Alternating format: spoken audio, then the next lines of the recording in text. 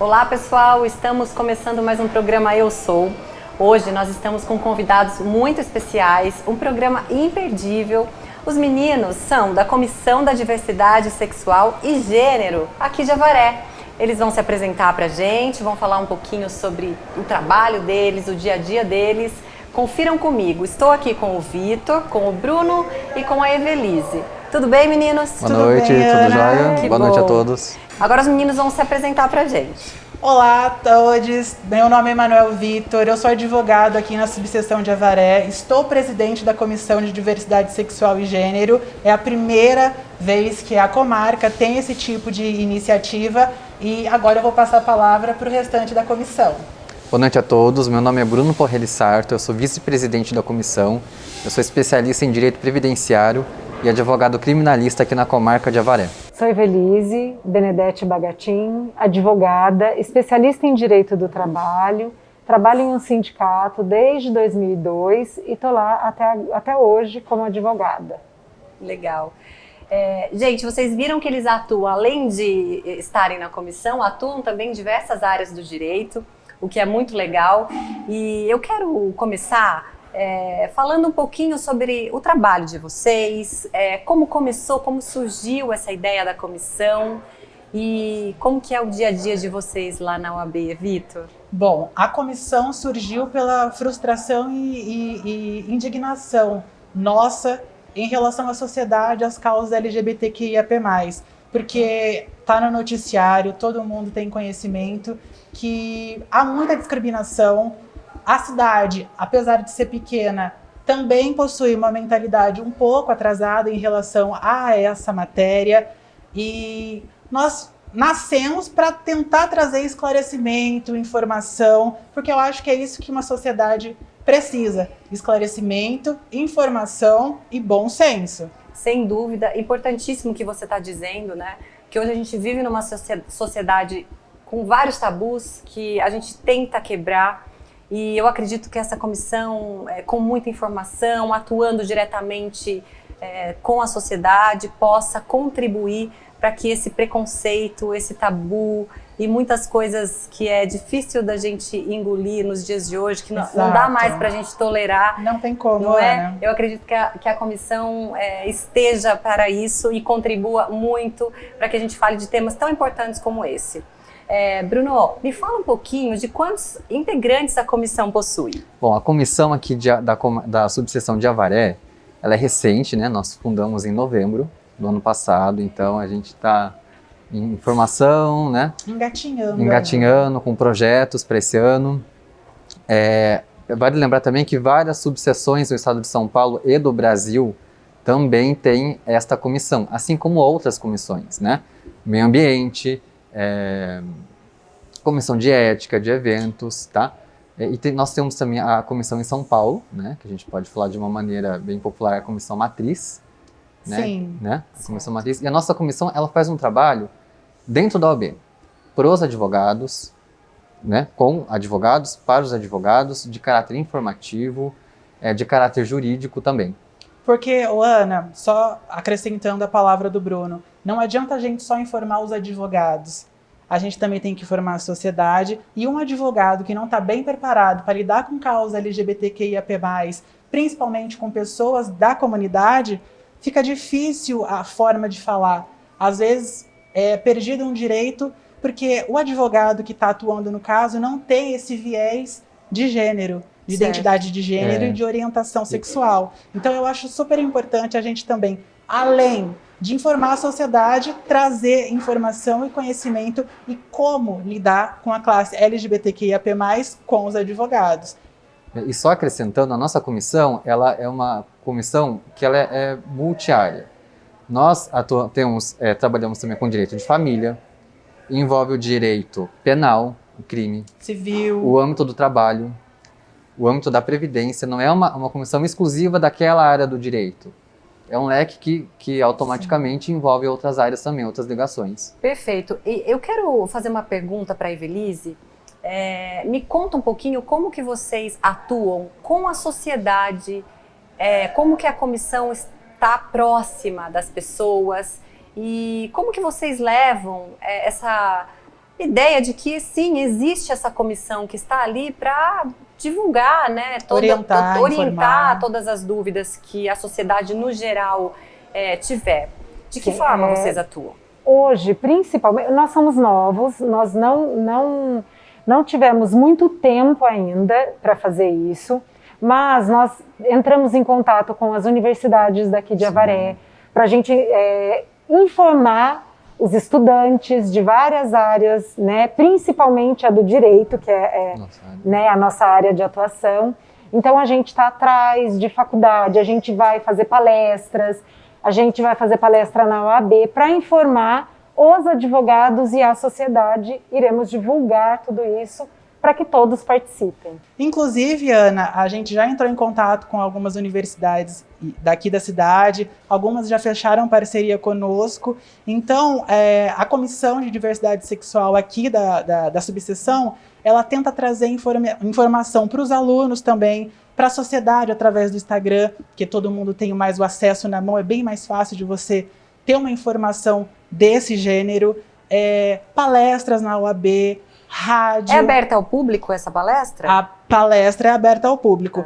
Legal. Tem a palestra específica para os advogados e tem a palestra específica para a sociedade, que aí a gente adota uma linguagem, uma forma de abordagem um pouco diferente. Legal. E a comissão, acredito que além de informar, além de atuar junto à sociedade, a formação escolar das pessoas, a quebrar esse paradigma de preconceito, né? Ela atua principalmente contra algumas questões importantes, como a homofobia, né, e a transfobia. E é exatamente sobre isso que eu gostaria que vocês falassem um pouquinho pra gente. Bom, Ana, essas são duas questões, dentre outras, de extrema importância na sociedade, porque a homofobia, como a transfobia, ela acaba gerando em quem tem o preconceito com a classe LGBT uma repulsa. E essa repulsa faz com que as pessoas homoafetivas, como as pessoas trans, não consigam ter o seu direito amplamente exercido. Essas pessoas, elas coagem, essas pessoas agridem, essas pessoas tolhem de todas as formas a voz da comunidade LGBTQIAP+. Então, a gente tem que mudar esse fator, correto? Perfeito. E como é que a gente faz isso? Denunciando. Denunciando na Defensoria Pública, denunciando na delegacia, porque a homofobia, como a transfobia, é um problema real. Por exemplo, uma mulher trans, a expectativa de vida dela, a não ser que ela tenha a oportunidade de ter uma escolaridade e um emprego, porque tem esse problema também das pessoas não quererem contratar por causa do preconceito mesmo, e aí gera a transfobia. E a expectativa de vida de uma trans é de 35 anos, segundo dados. Olha isso, menos da metade de uma pessoa brasileira no senso comum, vamos dizer assim. Sem dúvida, é muito importante a gente abordar esse tema sobre o trabalho, que até o Bruno havia comentado, o direito do trabalho, e principalmente voltado para a área que vocês estão atuando. E eu queria falar um pouquinho também sobre a questão do direito previdenciário. Na verdade, eu tenho uma dúvida específica. É tanta coisa para a gente falar, né? É verdade. Mas eu vou falar um pouquinho sobre o direito à licença paternidade, maternidade, no caso de casais que adotam crianças, por exemplo, que têm seus filhos. Evelise, fala um pouquinho para a gente sobre isso, por favor. Bom, a licença maternidade, paternidade, ela, para os funcionários que são CLTistas, é de 120 dias a maternidade, né?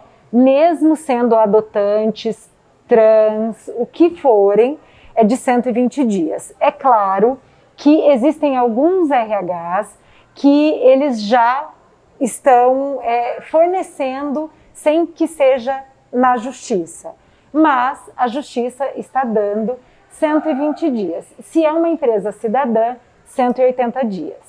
A licença paternidade ela é de 5 dias para a empresa CLTista, que não é empresa cidadã. E para a empresa cidadã, 20 dias para os adotantes, pais, precisa ir até o RH, se não for, né, se não for dado esse direito, precisa se entrar na justiça para adquirir essa licença. Perfeito. Isso já está integrado na legislação ou é um consenso de jurisprudência? Na verdade, são entendimentos do Tribunal Regional do Trabalho e do Tribunal Superior do Trabalho. São entendimentos. Até porque, Ana, todas as questões LGBTQIAP+, ela não possui uma legislação própria. A gente usa, nós usamos, melhor dizendo, analogia, jurisprudência. Perfeito. Na verdade, não existe legislação não existe. que fale esse conceito, né? E isso acaba dificultando um pouco, porque a gente sabe que, claro, jurisprudência é praticamente o nascimento ali, né, de uma vertente de decisões. Sim. Mas que podem sim ocorrer ora de uma forma, ora de outra. Então, eu acredito que esses direitos estão se construindo a partir de agora. E o quanto a existência da comissão que vocês atuam e outras que existem no Estado, no país, são importantes para que esses direitos sejam defendidos, essas vozes não sejam caladas, essas pessoas realmente sejam vistas como seres humanos lindos, como pessoas que são pessoas do bem, normais, porque somos normais, não somos doentes. Graças a Deus, a relação homoafetiva, ou no caso a homossexualidade, ela foi tirada do CID, né, da OMS, porque antigamente eles consideravam nós como doentes. A trans até 2018 era considerada uma pessoa que tinha problema psicológico. Graças a Deus, com os avanços, isso está sendo totalmente desmistificado. E vamos para cima. Exatamente. Vocês são essenciais nesse processo de construção dessa nova mentalidade. Então, exato, nunca parem, né? A gente precisa de vocês. E mais do que isso, Ana, a gente precisa de uma legislação que faça leis próprias para a comunidade. Porque a gente usa jurisprudência, nós usamos analogia das leis para poder aplicar, no caso, o crime de racismo. O crime de racismo, ele vem trazendo as penas e as combinações legais para a homofobia, para a transfobia. Mas é muito pouco ainda, porque a gente precisa que exista algo específico para nós. Porque a gente, no caso, o advogado vai fazer uma petição nesse tipo de causa. A gente só usa jurisprudência. A gente não tem uma lei específica que a gente possa pegar e falar assim, nossa, essa aqui é a lei, sabe? O STF, nessa questão, quando ele entendeu que a homofobia é equiparada ao crime de racismo, que se utiliza a lei de racismo como referência? Ele diz, eles foram claros, os ministros no voto. Vai se utilizar desta lei, dessa legislação, enquanto não nascer uma legislação própria para o crime de homofobia e transfobia. Então, essa decisão, ela tem um certo prazo de validade. Sim. Até que os parlamentares, né? Claro que é um processo burocrático, tem que nascer uma lei, tem que passar pela Câmara dos Deputados. A gente sabe que não é fácil. Senado, pela sanção, pelo veto do presidente posteriormente, né? Mas enquanto... Aí mora um perigo gigantesco. Aí mora um perigo, porque a política é um jogo de interesse, né? E os Sim. nossos parlamentares, infelizmente, não têm interesse na aprovação e na criação de uma legislação dessa. Não é uma pauta importante, na visão deles, mas é uma pauta extremamente necessária, porque a nossa comunidade está morrendo. Enquanto isso, utiliza-se então, para punir a homofobia no Brasil, o crime, a lei de racismo, né, e a injúria racial. Então, nós temos como referência hoje... Dois dispositivos, a lei de racismo, e são bem distintas uma da outra. Porque a injúria racial é quando eu atinjo a pessoa específica. Por exemplo, lá dentro uma transexual, e eu começo a humilhá-la, a falar palavras pejorativas a ela. Uma pessoa determinada, é uma injúria. Por exemplo, em contrapartida, utiliza-se a lei de racismo quando eu atinjo um coletivo. Ou, por exemplo, quando entra uma transexual no meu estabelecimento e eu a impeço de adentrar. Certo. Não é a pessoa específica, a Joana, mas é toda a causa, é toda a sigla. Então, é o racismo. E nesse caso, não precisa de representação quando é o crime de racismo. O próprio Estado tem mecanismos e deve sem a pessoa provocá-lo. Né? Basta, claro, iniciar um boletim de ocorrência em delegacia, mas já o Ministério Público já tem essa permissão para dar uma futura denúncia. Legal, gente. E nós vamos falar no próximo bloco, tem tanta coisa boa que a gente fica até ansioso, né? Mas uma das coisas que a gente vai falar, que vocês não podem perder, é o significado dessa sopa de letrinhas que os meninos estão falando aqui, dessa sigla que lá atrás era GLS apenas, e ela foi aumentando, hoje, depois foi para LGBT, depois ela cresceu um pouquinho mais. No próximo bloco a gente vai saber qual o significado dessa sigla e muito mais coisa boa, importante e temas muito atuais que a gente vai falar por aqui. Até já!